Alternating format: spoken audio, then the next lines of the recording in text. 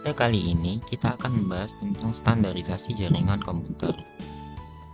Standarisasi jaringan komputer ini adalah proses mengembangkan dan menerapkan pedoman, protokol, aturan, dan spesifikasi yang konsisten untuk memastikan bahwa perangkat infrastruktur dan layanan yang berbeda dapat berkomunikasi dengan baik dan saling berinteraksi. Lalu ada OSI Reference Model. Salah satu model standar yang digunakan dalam jaringan komputer ini adalah model referensi OSI atau OSI Reference Model. Model ini dikembangkan oleh Badan International Organization for Standardization (ISO) di Eropa pada tahun 1977. Model OSI ini terdiri dari 7 lapisan yang masing-masing memiliki fungsi dan tanggung jawabnya sendiri. Di lapisan ketujuh, dapat application layer atau lapisan aplikasi. Application layer pada OSI adalah pusat terjadinya suatu interaksi antara user dengan aplikasi.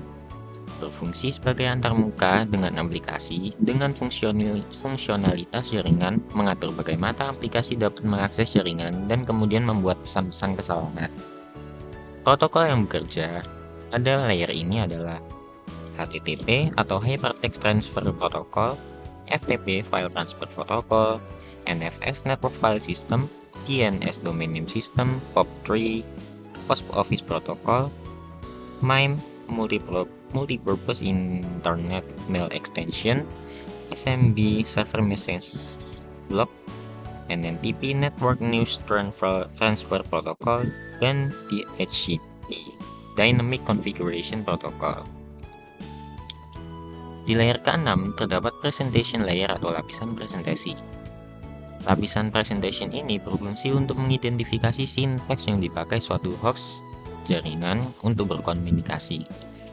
Layer ini perlu memberi enkripsi serta deskripsi data yang nantinya akan dipakai dalam layer application. Pada layer presentation, data akan terenkripsi dan terdekripsi otomatis melalui sistem. Di sini protokol yang bekerja adalah Telnet, SMTP, Simple Mail Transfer Protocol, dan SNMP, Simple Network Management Protocol.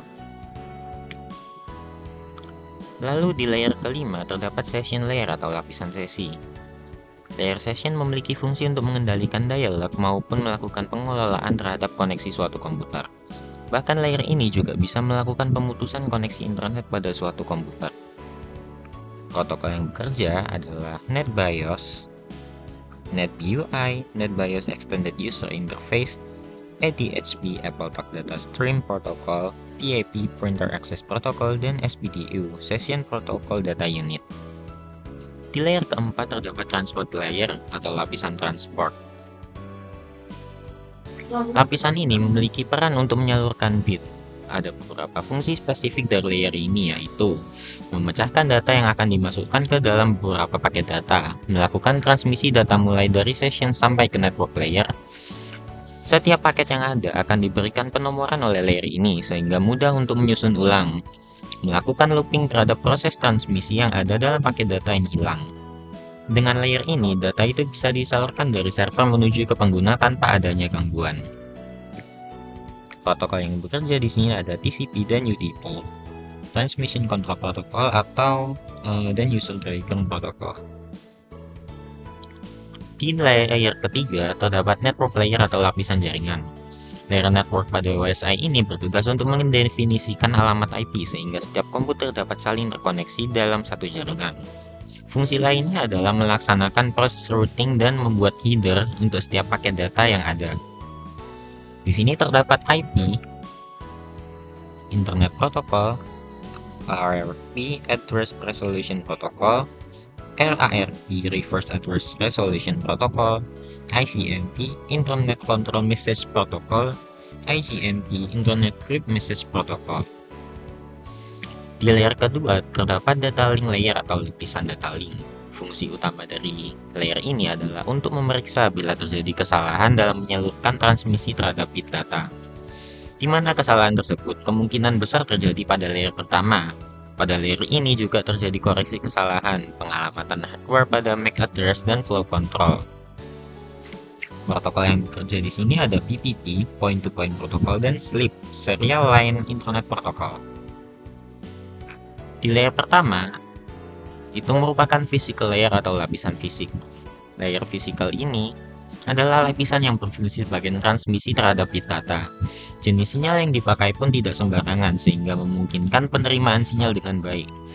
Jenis sinyalnya pun harus didukung media fisik misal kabel, infrared, cahaya biasa, frekuensi radio, dan tegangan listrik. Setelah layer ini menyelesaikan tugasnya, maka akan diteruskan ke layer kedua. Protokol yang bekerja di sini itu tidak spesifik. Cara kerja di OSI layer ini, yang pertama, application layer itu akan mengirimkan data yang dikirim oleh user pada perangkat komputer penerimaan data. Terjadi konversi email menjadi sebuah format jaringan pada representation layer.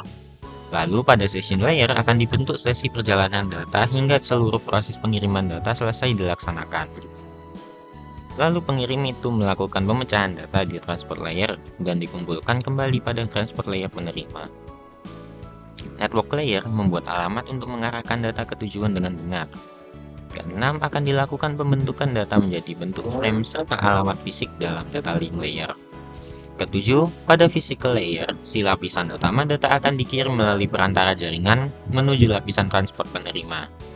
Kedelapan, alur proses akan berbalik serta berulang dari physical layer ke application layer sampai mengarah ke jaringan komputer user.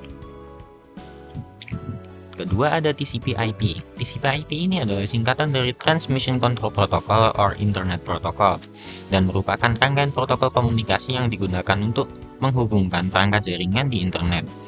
TCP/IP juga digunakan sebagai protokol komunikasi dalam jaringan komputer pribadi, intranet atau extranet. TCP/IP terdiri dari 4 lapisan, yaitu pertama, di layer keempat terdapat application layer atau lapisan aplikasi. Lapisan paling dasar dari TCP/IP adalah application layer. Pada proses ini, protokol berinteraksi langsung dengan pengguna komputer. TCP/IP memudahkan aplikasi untuk melakukan pertukaran data antar komputer. Protokol pengiriman data itu ada bermacam-macam jenis, contohnya HTTP, FTP, POP3, SMTP, SNMP, dan DNS. Di layer ketiga, terdapat transport layer atau lapisan transport. Berfungsi untuk menyediakan layanan pengiriman data yang andal antara dua titik akhir, host. TCP/IP bertugas untuk mengatur pertukaran data, juga mengontrol aliran, multiplexing, dan handling. Yang digunakan pada layer ini itu TCP dan UDP. Kedua protokol ini memiliki kelebihan masing-masing. TCP dapat menjaga keamanan data, sementara UDP mampu mengirim data dengan cepat. Di layer kedua ada internet layer atau lapisan internet. Pada layer ini, setiap komputer dalam jaringan akan diberikan identitas, yakni IP address. IP address ini nantinya akan berfungsi sebagai alamat, sehingga komputer dalam jaringan dapat dipasangkan satu sama lain dan pengiriman data itu tidak akan salah alamat. Layer network akan memecah data-data yang dikirim tersebut menjadi paket data yang bagiannya itu lebih kecil. Setelah itu, paket data tersebut akan mengalami proses enkapsulasi dan siap dikirim ke komputer tujuan sesuai dengan IP address dan jalurnya masing-masing. Dan di lapisan pertama, terdapat network access layer, lapisan akses jaringan. Lapisan ini adalah bagian yang berinteraksi dengan hardware secara langsung, berfungsi untuk mengirimkan bit data melalui media fisik, seperti kabel, nirkabel, atau optik, dengan menggunakan protokol seperti Ethernet, Wi-Fi, atau PPP. Cara kerjanya, TCP/IP ini akan memecah data menjadi bagian-bagian yang lebih kecil. Setiap paket data nanti itu akan diberikan label dan tujuan pengirimannya. Paket data akan dikirim melalui router, dan tiap router bertugas mengantarkan paket ke router terdekat. Proses ini kemudian terus berlanjut hingga paket tiba di tujuan. Ketika paket sudah sampai kepada penerima, masing-masing layer TCP/IP akan bekerja sesuai tugasnya masing-masing, mulai dari menerjemahkan sinyal menjadi data, memastikan kesesuaian paket yang diterima, hingga menyusunnya menjadi file utuh yang biasa kita terima. Lalu kita akan bahas tentang TCP dan UDP. TCP atau Transmission Control Protocol adalah salah satu protokol transport yang beroperasi di lapisan transport dalam model OSI. TCP digunakan untuk mengatur pengiriman data yang andal, urut, dan tanpa kesalahan antara perangkat-perangkat dalam jaringan komputer. Karakteristik utamanya pengirimannya itu handal, pengirimannya dalam urutan, koneksi berorientasi, pengendalian aliran, pengelolaan kegagalan, dan header. Contoh aplikasinya web browsing, VPN, email, remote desktop, file transfer, instant messaging, telnet, dan VoIP. Lalu UDP atau User Diagram Protocol adalah protokol transport yang beroperasi di lapisan transport dalam model OSI. UDP ini adalah protokol yang lebih sederhana dibandingkan TCP, dan fokus utamanya adalah pada pengiriman data yang cepat dan efisien tanpa memperhatikan keandalan atau pengiriman dalam urutan yang benar.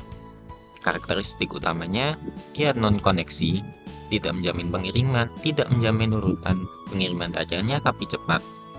Tidak ada pengendalian aliran, digunakan untuk aplikasi kinerja tinggi, dan headernya itu lebih sederhana dari TCP.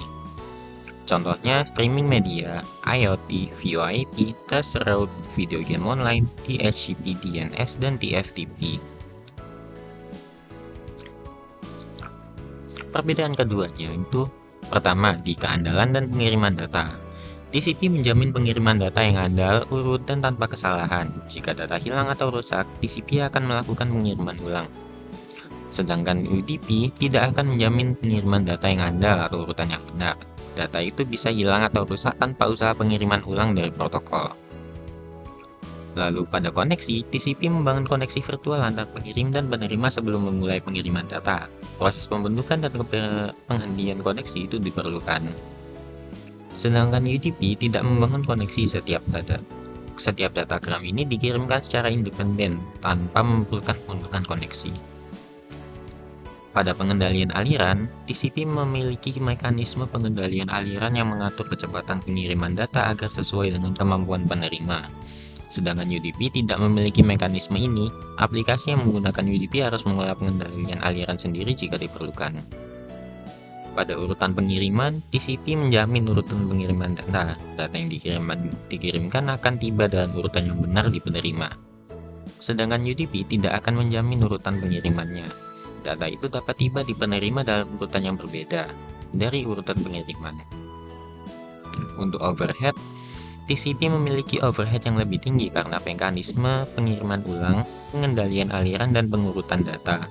Sedangkan UDP kebalikannya memiliki overhead yang lebih rendah karena sifatnya itu lebih sederhana. Untuk latensi, TCP latensinya lebih tinggi karena pengiriman ulang dan pengendalian aliran yang lebih kompleks, sedangkan UDP latensinya lebih rendah karena sifatnya lebih sederhana. Cocok untuk aplikasi yang membutuhkan respon yang cepat. Untuk aplikasi, TCP cocok untuk aplikasi yang membutuhkan pengiriman data yang handal dan urut, seperti transfer file, akses web, dan email. Sedangkan UDP cocok untuk aplikasi yang mengutamakan kinerja tinggi dan latensi rendah, seperti streaming media, VoIP, dan game online. Contoh protokol yang digunakan untuk TCP adalah HTTP, SMTP, FTP, SSH, dan Telnet. Sedangkan UDP, streaming video, VoIP, game online, DNS, dan DFTP. Sekian penjelasan tadi, terima kasih.